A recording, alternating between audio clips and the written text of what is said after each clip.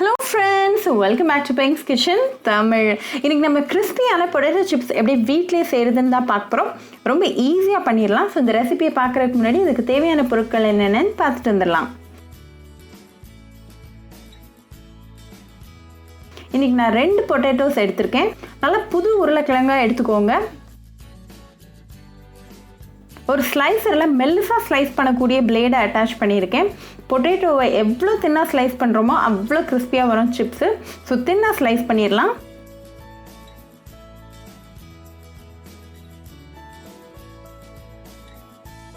Slice பண்ண உடனே fry பண்ணிடலாம், இல்லாட்டி கருத்துரும்.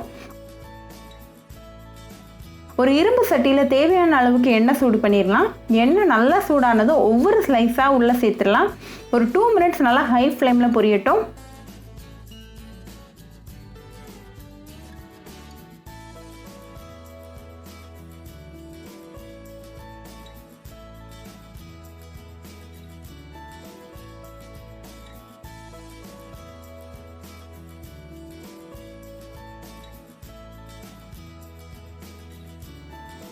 இப்போ 2 minutes ஆயாச்சு. நல்லா கோல்டன் ப்ரௌன் ஆயாச்சு, கிறிஸ்பியாகவும் வந்திருக்கு. ஸோ ரிமூவ் பண்ணிடலாம்.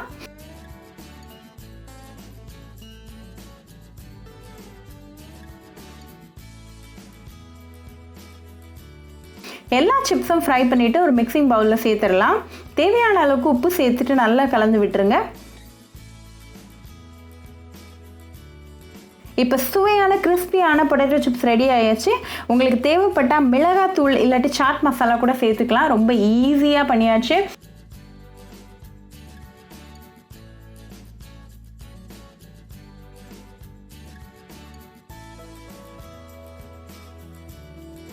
ரொம்பவே டெலிஷியஸாக கிறிஸ்பியாக வந்திருக்கு. ஸோ கண்டிப்பாக அந்த ரெசிபியை உங்கள் வீட்டில் ட்ரை பண்ணி பாருங்கள். ட்ரை பண்ணிவிட்டு எப்படி இருந்துச்சுன்னு எனக்கு கமெண்ட்ஸில் சொல்லுங்கள். இன்னொரு சூப்பரான ரெசிபியோட உங்களை வந்து பார்க்குற வரைக்கும் பாய் ஃப்ரெண்ட்ஸ்.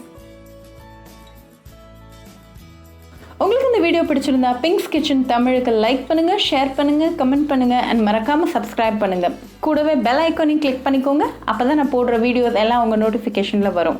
உங்களுக்கு ரெசிபிஸ் இங்கிலீஷில் பார்க்கணும்னா பிங்க்ஸ் கிச்சன் சேனலை பாருங்கள். சேனலோட லிங்க் நான் அந்த டிஸ்கிரிப்ஷன் பாக்ஸில் கொடுக்குறேன். மறக்காமல் செக் பண்ணுங்கள். இன்னொரு இன்ட்ரெஸ்டிங்கான ரெசிபியோட உங்களை பார்க்க வர வரைக்கும் பாய் ஃப்ரெண்ட்ஸ்.